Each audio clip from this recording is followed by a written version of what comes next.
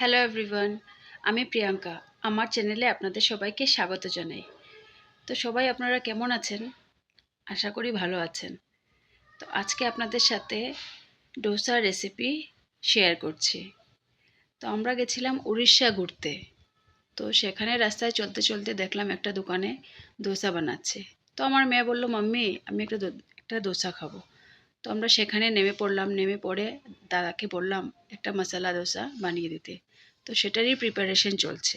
তো ডোসা বনতে থাকুক, আপনাদের সাথে আমি কিছু কথা শেয়ার করছি। ফেসবুকে বন্ধুরা আমরা সবাই কাজ করছি। তো সবাইকেই বলছি একে অপরকে সাপোর্ট করো, একে অপরের ভিডিও দেখো, ভিডিও দেখে লাইক কমেন্ট করো, ফলো করো, শেয়ার করো। তো এইভাবেই আমরা একসাথে আগে বাড়তে পারবো, তাই না?